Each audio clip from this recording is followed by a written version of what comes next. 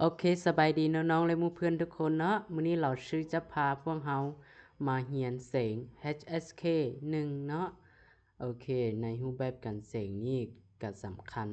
คัญหลายเด้เนาะถ้าว่าน้องๆเรียนฝึกซ้อมการเสียงแบบนี้ผู้น้องอาจมีโอกาสเสียงผ่าน HSK 1บ่ว่าจะเป็น HSK 1 2 3 4 5 6ก็ถ้าเรียนเสียงแบบนี้ก็จะเสียงได้แน่นอนเนาะ โอเคเดี๋ยวเว็บไซต์นี้อาจารย์จะเอาเป๊ะไว้กองคอมเมนต์เนาะเดี๋ยวพวกน้องสามารถเข้าไปเสิร์ชแล้วก็ไปดาวน์โหลดเอาแบบฟอร์มรูปแบบการเสียงแล้วก็เอาดาวน์โหลดเอาเสียงเนาะโอเคสำหรับมื้อนี้พวกเราจะมาฝึกเสียงHSK 1นำกันเนาะโอเคเพื่อบ่ให้เสียเวลาเราชื่อจะเปิดเสียงให้พวกน้องฟังเนาะอันนี้จะเป็นภาคการฟังเด้อเขาจะเริ่มเสียงสอนการเสียงเนาะหรือว่าฝึกการเสียงภาคกันฟังก่อนเนาะโอเคพวกเราไปเบิ่งนำกันเลย大家好，欢迎参加 HSK 一级考试。大家好，欢迎参加 HSK 一级考试。大家好，欢迎参加 HSK 一级考试。HSK 一级听力考试分4部分，共20题。请大家注意，听力考试现在开始。โอเคเริ่มเลย第เนาะ一部分，一共5个题，每题听2次。例如，很高兴，很高兴， เรายิ้มมีความสุขเนาะก็เลยว่าเหินเกาชิงถูกเนาะ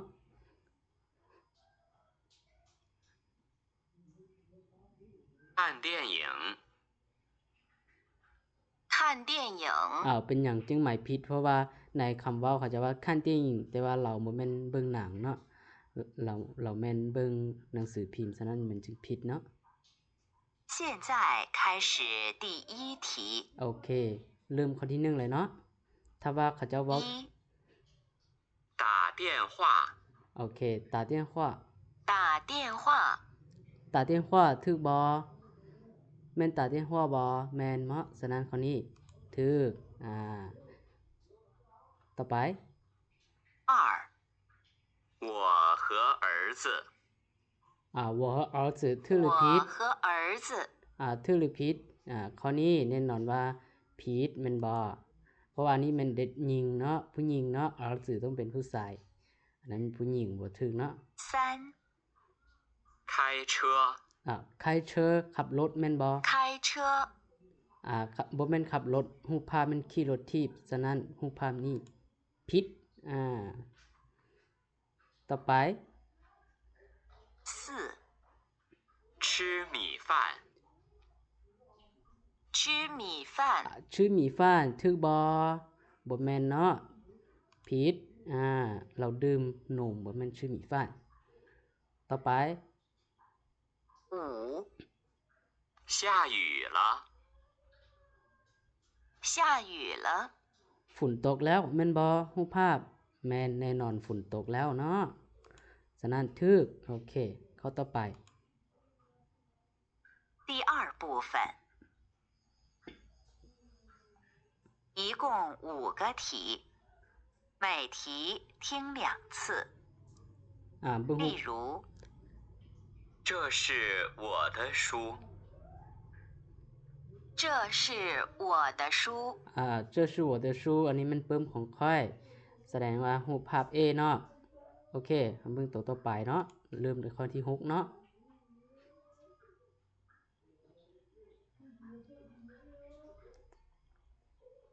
现在开始第6题。ข้อที่6六，今天天气很冷，今天天气很冷。มื้อนี้อากาศหนาวหลายแม่นรูปภาพตัวใดแน่นอนว่าต้องเป็นรูปภาพ A แม่นบ่เพราะว่าเรานุ่งเสื้อกันหนาวโอเคฉะนั้น A เป็นรูปภาพที่ถูกต้องเด้อ A เป็นรูปภาพถูกต้องต่อมาข้อที่7เด้มาเบิ่ง七现在是10:10分。เดี๋ยวนี้แม่น10โมง现10นา在ที是10:10分。เดี๋ยวนี้10โมง10นาทีแม่นข้อใดแน่นอนว่าต้องเป็นข้อ A แมันบ่10โมงไป10นาทีโอเคต่อมาเด้ข้อที่8八他后面有几个人？他后面有几个人？ด้านหลังของเรามีคนจำนวนหนึ่งหรือว่า 2-3 คนแม่นรูปภาพตัวใดแน่นอนว่าต้องเป็นรูปภาพ C แม่นบ่ด้านหลังของเรามีคน 2-3 คนหรือว่า 4-5 คนหั่นนะโอเครูปภาพ九โอเคเบิ่งข้อที่我今年12岁了。我今年12岁了。ปีนี้ค่อยอายุ12 ปีแล้วแม่นรูปภาพตัวใดแน่นอนว่าต้องเป็นรูปภาพหยัง A แม่นบ่เพราะว่าอายุ12อันนี้ยังน้อยอันนี้มันวัยหนุ่มแล้วฉะนั้นแม่นรูปภาพ A 十他下个月去中国。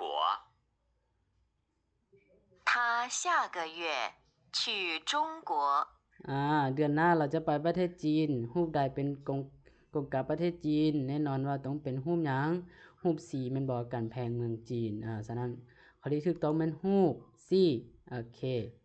ตัวต่อไปเนาะข้อต่อไปไป第กัน三部分一共5个题，每题听2次。例如，你好，你好，很高兴认识你。โอเค你好，你好，很高兴认识你。โอเคเฮามาฟังบทสนทนาแล้วเบิ่งรูปภาพว่ากงกับรูปภาพได้เนาะ你好你好很高兴认识你เป็นรูปภาพ C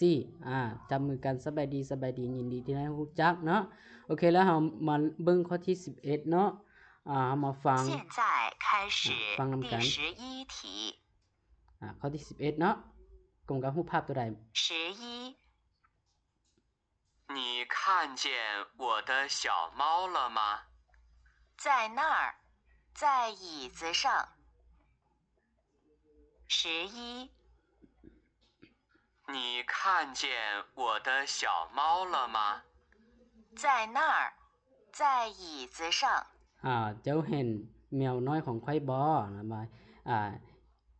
เห็นอยู่ถึงเก้าอี้แสดงว่ามันรูปดีมันบ่รูปดีนี่เนาะแมวน้อยอยู่ถึงเก้าอี้12我们中午去买好吗？你看，我没钱了。12我们中午去买好吗？你看，我没钱了。เราว่าตอนเที่ยงเราไปซื้อนำกันเนาะเราว่าจังเบิ่งแม่ค่อยบ่มีเงินแล้วแม่นรูปภาพใดรูปภาพ B แม่นบ่เพราะว่าเราเบิ่งกระเป๋าบ่มีเงินแล้วรูปภาพ B เด้อข้อที่12 13你住在哪儿？我和妈妈都住在102。13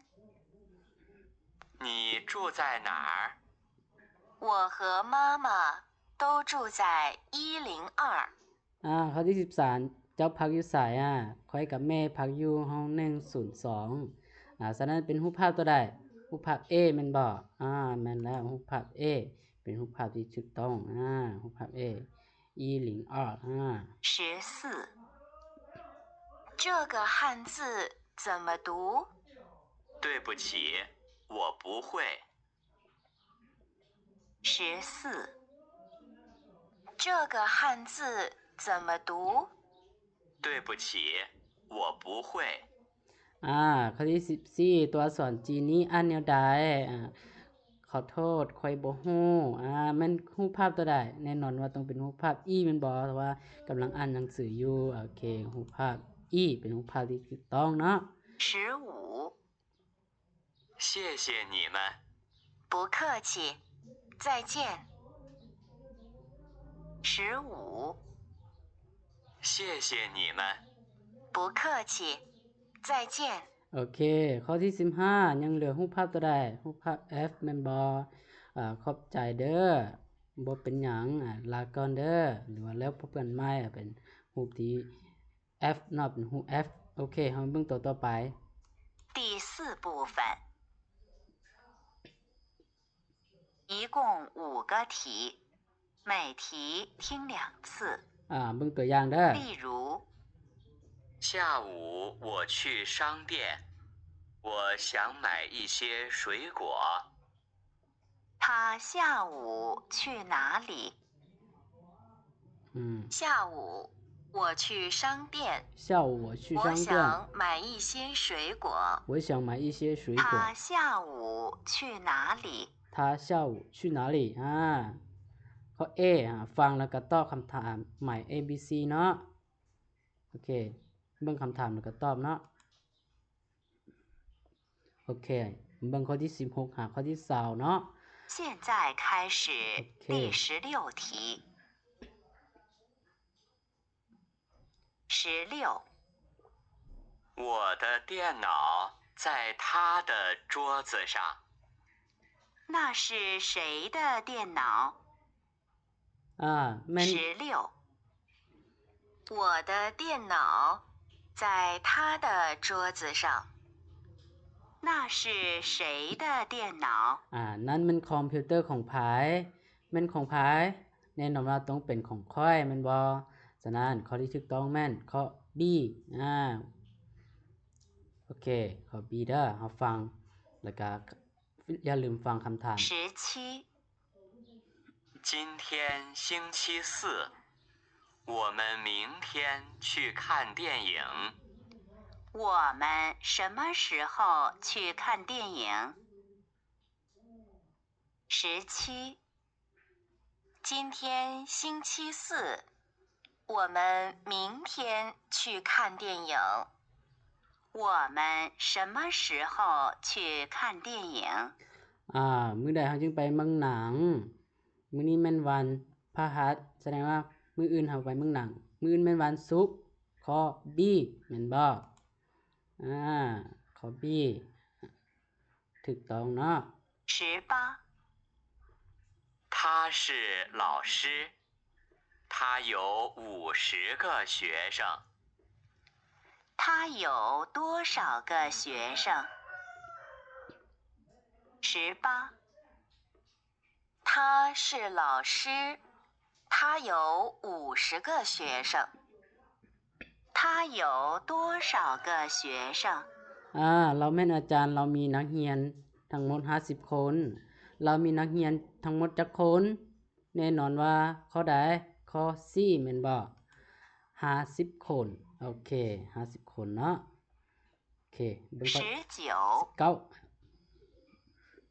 小姐，你好，你这儿有杯子吗？他想买什么？19，小姐，你好，你这儿有杯子吗？他想买什么สบายดีที่นี่มีจอกบ่ค่อยฉะนั้นเราอยากซื้อหยังสามักแอปเปิ้ลจอกสรุปถูกต้องแม่นจอกเนาะ20，这是你的朋友吗？很漂亮。朋友怎么样？20，这是你的朋友吗？很漂亮。โอเค朋友怎么样นี่แม่นหมู่ของเจ้าบ่งามหลายหมู่ของเราเป็นจั่งใดงามหลายแม่นข้อใดแน่นอนว่าต้องเป็นข้อ B แม่นบ่ข้อ B เด้อโอเค听力考试现在结束โอเค听力考试现在结束สิ้นสุดลงเนาะสำหรับ การฟังเนาะภาคการฟังต่อไปนี่จะเป็นภาคการอ่าน阅读เดี๋ยวเราชื่อจะพาพี่น้องไปฝึกแบบเสียง阅读เนาะโอเค第一部分第21题到第25题เราเบิ่งตัวอย่าง例如เราเบิ่งรูปภาพเนาะถ้าว่ากงกันถ้าว่าคำศัพท์ที่เขาเจ้าให้มานี่กงกับรูปภาพเฮาก็หมายถูกใส่เนาะถ้าว่าบ่กงกับรูปภาพเฮาก็หมายผิดใส่เนาะตัวอย่างอยู่ในนี้เนาะ电视มาเฮาเบิ่งรูปภาพแม่น电视บ่แน่นอนว่ารูปภาพบ่แม่น电视รูปภาพแม่น电脑ฉะนั้นข้อนี้มันจึงผิดเนาะโอเครูปตัวที่2เฟจีเรือบินหรือว่ายนต์เฟจีแม่นเรือบินบ่หรือว่ายนต์บ่รูปภาพแม่นฉะนั้นเฮาหมายถูกโอเคเฮาไปเบิ่งข้อที่21นำกันข้อที่21เนาะคำศัพท์เฉียแปลว่าเขียนเฮาเบิ่งรูปภาพถูกบ่รูปภาพเฉียเขียนถูกบ่แน่นอนว่าเรากำลังเขียนหนังสือฉะนั้นรูปภาพข้อที่21นี่ถูกต่อมารูปภาพข้อที่22เด้คำศัพท์ที่เขาจะให้มาทิ้งฟังทิ้งฟังรูปภาพแม่นฟังบ่แน่นอนว่าเรากำลังฟังเพลงฉะนั้นทิ้งฟังมันถูกบ่แน่นอนว่าถูกเนาะโอเคต่อมาข้อที่23ใช่อาหารหรือว่าพักกงกับรูปภาพบ่รูปภาพแม่นหยังบ่แม่นอาหารฉะนั้นข้อนี้ถูกหรือผิดแน่นอนว่าผิดต่อมาข้อที่24ถ้าเฮาเบิ่งนำกันถ้าอันนี้แม่นเราผู้ชายหรือผู้หญิงถ้าตัวนี้แม่นเราผู้ชายแต่รูปภาพเป็นเราผู้หญิงฉะนั้นข้อนี้ถูกหรือผิดแน่นอนว่าต้องผิดต่อมาข้อที่25โกแปลว่าหมาโกหมาถูกหรือผิดข้อนี้ข้อที่25นี่ถูกหรือผิดแน่นอนว่าต้องถูกเนาะโกแปลว่าหมารูปภาพก็เป็นหมาเนาะโอเคอันนี้มันข้อที่21ข้อที่25โอเคเราเบิ่งตัวต่อไป第二部分第26题到30题第30题เนาะข้อที่26ข้อที่30โอเคเราเบิ่งนำการตัวอย่าง例如我很喜欢这本书ค่อยมักเบิ่งหัวนี้หลายเป็นรูปภาพเฮาเบิ่งนำกันรูปภาพเราเบิ่งปึ้มค่อยมักปึ้มหัวนี้หลายแสดงว่าเป็นรูปภาพแม่นบ่เฮามาเบิ่งประโยคแล้วก็ไปเบิ่งรูปภาพถ้าว่าเกี่ยวข้องกับรูปภาพตัวใดเฮาก็หมายA B C ตามตำแหน่งของรูปภาพเนาะโอเค เฮาเบิ่งนำกันข้อที่26นี่你好我能吃一块吗你好我能吃一块吗สบายดีค่อยสามารถกินหยังกินน้อยนึงได้บ่สบายดีค่อยสามารถกินน้อยนึงได้บ่แม่นรูปภาพตัวใดข้อที่26นี่เบิ่งรูปภาพ A B C D F แม่นรูปภาพตัวใดแน่นอนว่าเป็นรูปภาพดีแม่นบ่เพราะว่ากำลังกินอาหารอยู่ค่อยๆกินน้อยนึงได้บ่หรือว่าค่อยสามารถกินน้อยนึงได้บ่สบายดีค่อยสามารถกินน้อยนึงได้บ่รูปภาพดีแม่นบ่โอเครูปภาพดีเนาะข้อที่26รูปภาพดีต่อมาเด้ข้อที่27他们在买衣服呢他们在买衣服呢เป็นรูปภาพตัวใดพวกเขากำลังซื้อเสื้อผ้าเด้เป็นรูปภาพตัวใดรูปภาพตัวใดแน่นอนว่าตัวเป็นรูปภาพ F แม่นบ่เขาเจ้ากำลังเบิ่งเสื้อผ้ากำลังซื้อเสื้อผ้าเด้เป็นรูปภาพ F เป็นรูปภาพที่ถูกต้องเนาะต่อมาข้อที่28เด้天气太热了多吃些水果天气太热了多吃些水果อากาศแม่นหยังร้อนหลายแล้วต้องกินมักไม้หลายๆเป็นรูปภาพตัวใดอากาศร้อนแล้วหรือว่าอากาศร้อนเกินไปแล้วต้องกินต้องกินมักไม้ให้หลายๆเป็นรูปภาพตัวใดแน่นอนนะรูปภาพ C แม่นบ่เรากำลังถือมักไม้นะกำลังถือมักไม้หลายๆเนาะต้องกินมักไม้ให้หลายๆโอเคคราวนี้มันรูป C เป็นรูป C เนาะต่อมาข้อที่29เด้来我们看看里面是什么东西来我们看看里面是什么东西มาพวกเราเบิ่งดูข้างในแม่นของอีหยังมาให้พวกเราเบิ่งดูว่าข้างในแม่นของอีหยังแม่นรูปภาพตัวใดแน่นอนว่าต้องเป็นรูปภาพ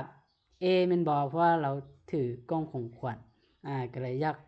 ยากรู้ว่าข้างในมีหยังเด้เนาะก็เลยว่ามาให้พวกเราเบิ่งดูว่าข้างในแม่นของอีหยังแม่นหรือว่ามีหยังอยู่ข้างในเนาะรูปภาพหยังข้อที่29รูปภาพ A เป็นรูปภาพที่ถูกต้องนะต่อมาข้อที่30เหลือรูปภาพตัวใดเหลือแต่รูปภาพตัวใดรูปภาพ B แม่นบ่喂你睡觉了吗คำถามนี้ก็ใส่กับเบาสาวก็ได้เนาะ喂你睡觉了吗ฮัลโหลเจ้านอนแล้วบ่หรือว่าสบายดีเจ้านอนแล้วบ่กำลังโทรศัพท์หาผู้บ่าวเนาะอยู่นี่รูปภาพเนาะยิ้มแย้มแด喂你睡觉了吗เป็นรูปภาพ B โอเคต่อไปข้อที่3部分ข้อที่31ข้อที่35第31题到第35题例如ตัวอย่าง你喝水吗เจ้าดื่มน้ำบ่เจ้าดื่มน้ำบ่คำตอบแม่นข้อ F เฮาเบิ่ง A B C D E F 好的谢谢เจ้าดื่มน้ำบ่โดยขอบใจแสดงว่ามันข้อ F แล้วถ้าคำถามนี้ถามเกี่ยวกับตัวใดเฮาก็มาหมาย A B C D E F ใส่ในบล็อกแต่ตารางนี้เนาะโอเคเฮาเบิ่งข้อที่31那个人是谁คนผู้นั้นแม่นไผ那个人是谁เราผู้นั้นแม่นไผเฮาเบิ่ง下雨了ฝนตกแล้วบ่แม่น我不认识他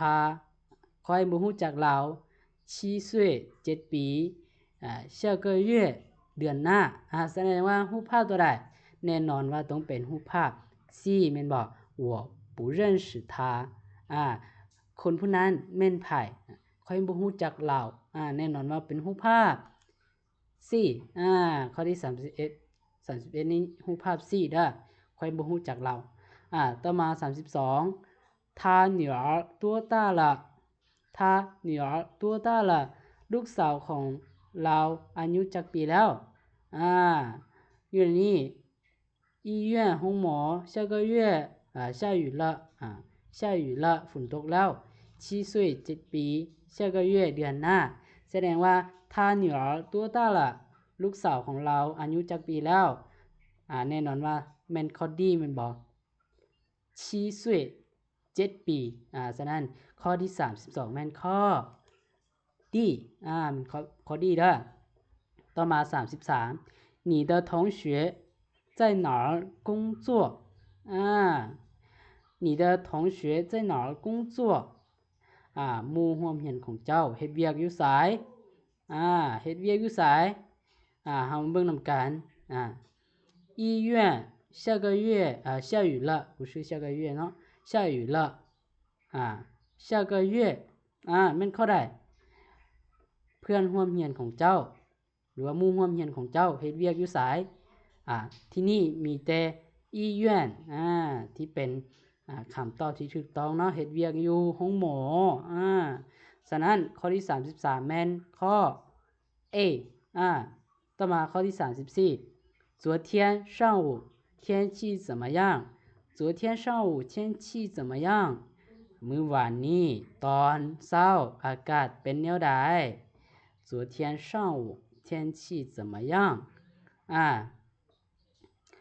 ตอนเช้ามื้อวานอากาศเป็นแนวใดเฮาเบิ่งยังเหลือแต่2ข้อ下雨了ครับ下个月ตอนเช้ามื้อวานอากาศเป็นแนวใดแสดงว่าแม่นข้อ B แม่นบ่下雨了ฝนตกแล้วโอเคข้อที่34แม่นข้อ B แล้วสุดท้ายข้อที่35ยังเหลือข้อใดเหลือข้อ E แม่นบ่แน่นอนต้องเป็นข้อ E เฮามาเบิ่งป้าป๋า什么时候来北京呢เมื่อใดพ่อจึงมาปักกิ่งเด้เมื่อใดพ่อจึงมาปักกิ่งเด้下个月เดือนหน้าแสดงว่ามันข้อ E เนาะข้อ E โอเคเฮาไปเบิ่งต่อไปเนาะ第4部分第36题到第40题ข้อที่36ข้อที่40แล้ว HSK 1นี่มันจะมีฮอดข้อที่40เท่านั้นเด้อโอเคเฮามาเบิ่งนำกันคำศัพท์ A 坐แปลว่านั่ง B 前面ทางหน้าC 没关系บ่เป็นหยัง D 名字ชื่อ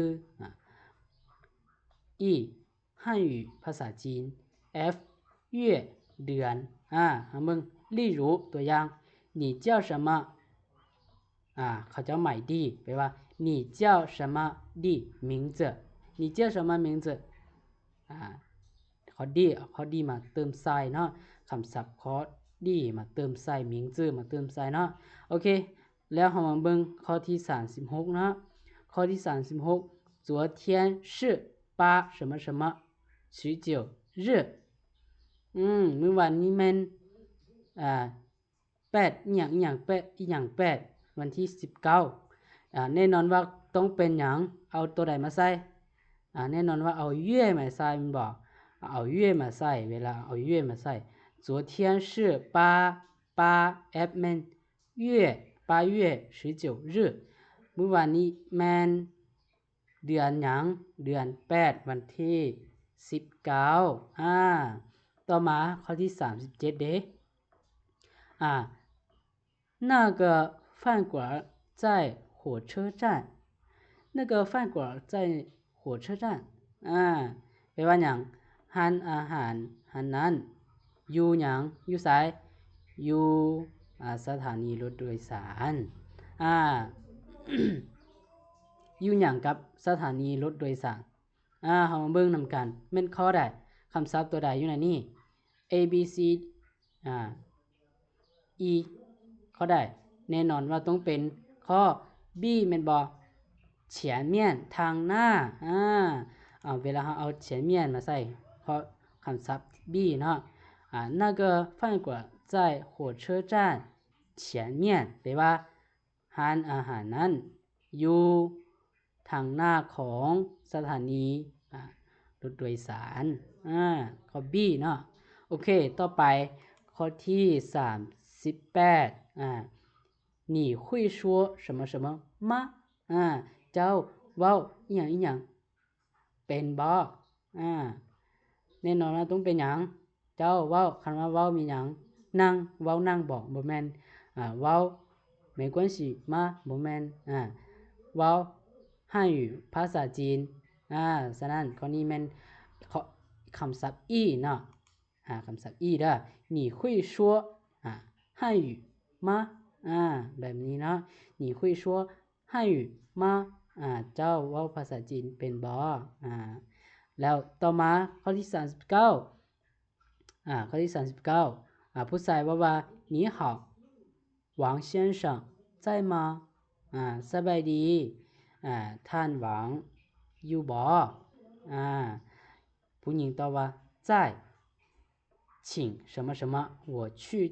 叫他you กรุณาอหยังค่อยจะไปเอิ้นเหล่าจะเห็นแนวใดกรุณาหยังโอเควินี้กรุณาหยังกรุณาเสิญนางเอาคำว่าจั่วข้อ A นี้มาเติมใส่ได้再